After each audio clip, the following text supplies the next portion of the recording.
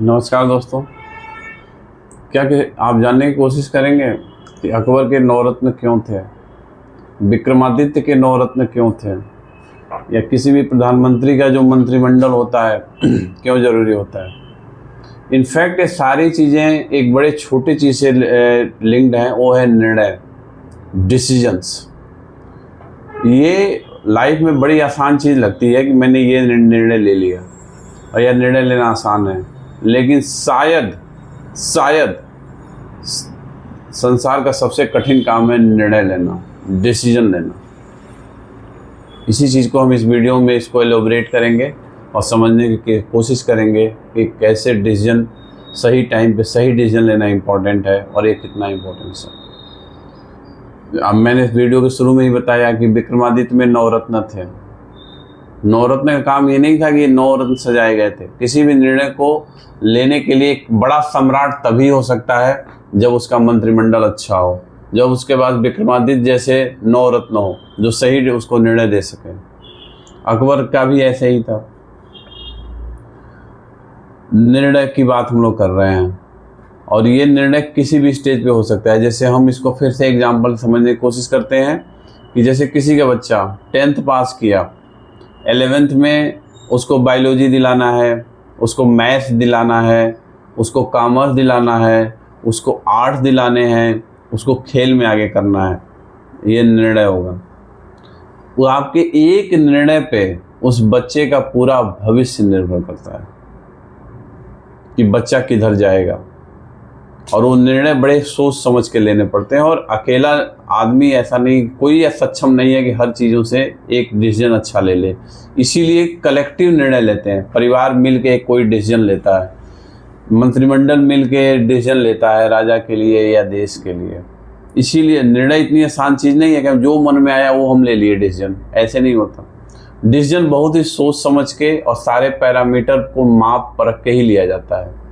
अब जैसे मैंने आपको 4 उदाहरण दिए कि आपका बच्चा किस स्ट्रीम में पढ़ाई करेगा, उसके लिए आपके पास वो सारी इन्फॉर्मेशन होनी चाहिए कि बच्चे का ओरिएंटेशन किधर है, बच्चा क्या करना चाहता है, बच्चा लाइफ में क्या बनना चाहता है, बच्चे की जो नेचुरल झुकाव है किस सब्जेक्ट की तरफ है, उसके हिसाब से निर्णय लिए जाएंगे और मिलजुल के लिए जाएंगे।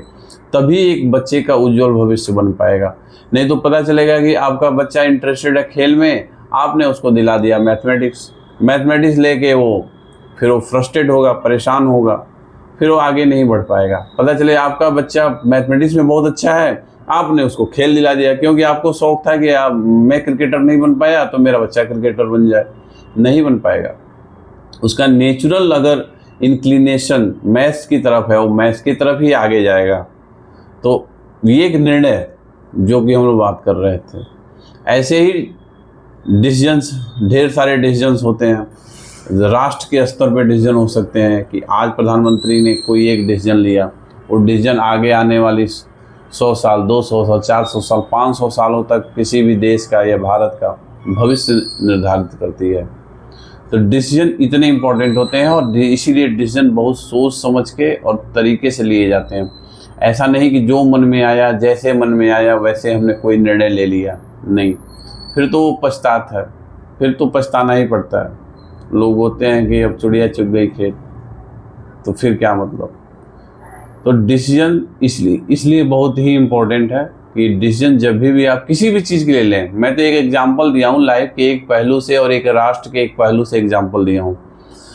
छोटे छोटे डिसीजंस छोटे लाइफ में ऐसे सर्कमस्टांसेस आते हैं, ये करें कि वो करें, ये करें कि वो करें, तो निर्णय लेने होते हैं। अब लोग जैसे पूछेंगे कि भाई ये निर्णय, इसका पैरामीटर्स क्या है। पैरामीटर्स हमेशा होते हैं। पैरामीटर्स अलग अलग परिस्थितियों के हिसाब से अलग अलग पैरामीटर हो सकते हैं। कहीं ऐसा हो सकता है जस्टिस किसी को लेना हो, निर्णय लेना हो, जस्टिस न्याय के लिए कोई निर्णय लेना हो, उसमें जो यूनिवर्सल कांस्टेंट है, ट्रूथ का जो वैल्यू सिस्टम है, जो इंटीग्रिटी है, जो कंपैशन है, इन सब के बिहाफ पे वो डिसीजन लिए जाते हैं। तो हर डिसीजन के लिए एक अलग अलग पैरामीटर बने हैं, उसके हिसाब से ये सारे डिसीजन लिए जाते हैं। तो दोस्तों, देखा आपने कि निर्णय किस लाइफ में छोटा हो या बड़ा, छोटी घटना हो या बड़ी घटना हो, निर्णय से ही आगे का भविष्य निर्धारित होता है। इसीलिए दोस्तों, आने वाले समय में किसी भी परिस्थितियों में सोच समझ के निर्णय लें और आगे बढ़ते रहें। तब तक के लिए दोस्तों, नमस्कार।